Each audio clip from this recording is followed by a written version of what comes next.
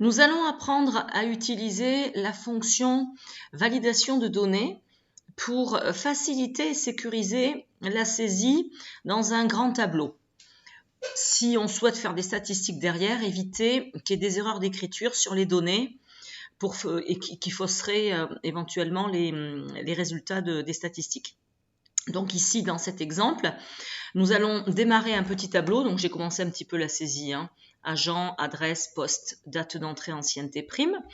Donc nous allons nous attarder sur la colonne poste, puisque ce sont ces postes qui, au lieu de les taper directement dans ce tableau, nous allons en effectuer une liste pour pouvoir effectuer un remplissage plus facilement. Donc pour cela, nous allons commencer par créer une deuxième feuille de calcul. Donc la première, j'ai saisi agent, ça vous allez le faire. Puis sur une deuxième feuille de calcul, que nous allons nommer ici liste. Donc 2 clics sur l'onglet, puis on tape liste entrée. Nous allons dès la cellule A1 commencer à saisir les différents postes. Je vais juste vous agrandir un petit peu l'affichage pour que le visuel soit plus agréable. Donc nous allons commencer par le premier poste. Donc on aura une assistante de direction pour le premier poste, puis entrée. Ensuite, on aura un assistant comptable. Non, on aura un comptable. On aura un expert comptable. Expert comptable. On aura également agent de maîtrise. Puis, on va mettre secrétaire polyvalente. Bon, polyvalente. Puis là, la colonne n'étant pas assez grande, on va essayer d'agrandir la colonne A. Donc, on se place au niveau des têtes de colonne entre deux. Vous voyez le pointeur qui change à chaque fois. Donc, je me mets entre deux, je clique, je glisse et j'agrandis ma colonne. Bon, on n'a pas beaucoup de postes. On rajoutera des postes après. Ça permettra de voir comment modifier une liste qui est déjà existante. Donc, une fois que la saisie est effectuée sur cette deuxième feuille de calcul, nous allons nommer notre plage de cellules. Donc, nous faisons un cliquer-glisser afin de sélectionner cette zone où nous allons attribuer un nom de cellule. Donc, pour cela, nous allons sur l'onglet formule. Attention, par défaut, souvent on est sur accueil. Donc là, nous allons aller sur formule. Lorsqu'on se trouve sur cet onglet formule, nous avons ici définir un nom. Donc, nous cliquons sur définir un nom. Et nous allons attribuer le nom ici, poste, puisque ça concerne des postes. OK. Une fois que le nom a été affecté pour ces cellules, nous retournons sur notre feuille 1 qui va contenir notre grand tableau.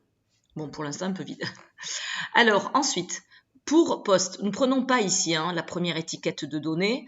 À partir de la cellule du dessous qui est vide, nous allons sélectionner. Si on a 200 postes, on peut sélectionner sur 200 lignes ou on peut tirer après coup. Donc là, on va regarder juste sur une petite plage. Donc nous sélectionnons ces cellules. Puis pour avoir accès à cette liste, nous allons aller dans Données. Dans la rubrique ici, Outils de données, nous avons un outil qui s'appelle Validation des données. Donc on va cliquer sur cette petite flèche ici pour afficher les différentes propositions et nous voyons bien Validation de données. Donc nous cliquons sur Validation de données. Donc là, nous sommes bien sur l'onglet Options.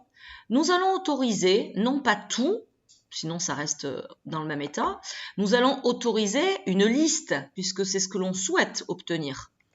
Une liste, mais quelle liste? Eh bien, pour lui indiquer la liste que nous souhaitons, nous allons nous placer dans cette zone source, un clic. Il est important de visualiser le point d'insertion ici, qui clignote, d'accord? Dès que nous sommes dans source, nous montons sur le ruban ici pour aller chercher formule. Puis, dans une formule, d'ailleurs, on n'a pas grand-chose de disponible, à part ce bouton-là et celui-là. On n'a pas l'intention de faire une somme. Donc, dans une formule, nous cliquons et nous visualisons le nom qui a été attribué précédemment sur la plage de cellules de la feuille liste. Donc nous cliquons sur poste. Il vient écrire, donc ça évite ici, on aurait pu l'écrire hein, en prévoyant le petit égal, mais ça évite de faire une erreur, puisqu'il fera une distinction quand même entre les majuscules, minuscules, si on a mis un S, pas de S, voilà. Donc pour éviter les erreurs, il est préférable de passer par cette commande qui est de dire, je vais dans une formule aller chercher ce qui a été nommé. Puis OK. Je reviens donc sur ma première cellule, je clique sur la petite flèche qui apparaît ici sur la droite, et je vois bien la liste qui est proposée. Je vais pouvoir de ce fait rapidement remplir mon tableau sans jamais faire d'erreur, puisqu'en fait, donc ça va très vite, hein, il n'y a pas à écrire, et l'information forcément ne peut pas contenir d'erreur d'orthographe. Si toutefois nous souhaitons apporter d'autres postes à cette liste, donc c'est-à-dire nous souhaitons modifier le contenu de cette liste, soit rajouter des postes, soit supprimer des postes, soit modifier l'intitulé d'un poste. Nous sommes obligés de repasser par, bien sûr, ici, la feuille de calcul liste. Nous allons ici rajouter, qu'est-ce que nous allons rajouter comme type de poste? Alors, ouvrier d'état. Et puis, nous allons rajouter le poste de conseiller pédagogique jeunesse et sport. Voilà, un intitulé qui est long, hein, parce que c'est ça qui est intéressant aussi. Lorsque les intitulés sont longs, on augmente les risques de saisie. D'accord? Donc, je viens de rajouter ces deux informations. Si je repars dans ma liste, je m'aperçois que ces informations ne sont pas rajoutées. D'accord? Voilà, ça c'est juste un constat. Hein. Donc, nous revenons sur cette liste. Pour rajouter les éléments complémentaires, eh bien, toujours sur cet onglet formule, nous allons venir sur gestionnaire de nom. Je vais cliquer sur gestionnaire de nom. Et je m'aperçois effectivement que j'ai ici un premier nom qui a été appliqué aux cellules, dont la référence est proposée en bas, qui va de la cellule A1 à la cellule A4. Or, en ayant rajouté deux postes complémentaires, ça ne s'arrête plus à 4, mais à ligne 6. Donc, tout simplement, nous venons nous placer derrière le 4 ici. On supprime ce 4, on tape 6 à la place. Dès que nous avons tapé 6, attention à ne pas oublier de valider ici en venant pointer puis cliquer sur le V. Fermez. Ma liste a été modifiée. Nous revenons sur la feuille 1 pour compléter notre tableau. Donc là, par exemple, ce n'était pas une assistante de direction que je voulais saisir, mais le conseiller pédagogique jeunesse et sport. Voilà, et on s'aperçoit bien évidemment que les métiers ont bien été rajoutés. Il ne faut pas oublier ici de modifier la largeur de la colonne pour éviter que ça déborde sur des colonnes dans lesquelles il y aura éventuellement d'autres informations. D'accord ? Voilà, si nous avions besoin de supprimer un métier, c'est pareil.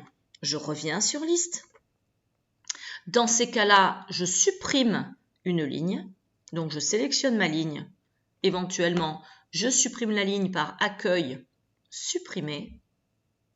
Mais dans tous les cas, comme une information a été enlevée, il faut que je revienne sur ma liste, modifier ce fait. Nous allons dans Formule, Gestionnaire de nom. Ici, on s'aperçoit qu'on va de A1 à A5 et que nous n'avons pas besoin de modifier. Tout simplement parce que nous sommes passés par une suppression de ligne. Donc, il a été capable de mettre à jour tout seul. Voilà, je vous souhaite bon travail ici sur l'utilisation du système de validation de données pour améliorer la saisie d'un grand tableau.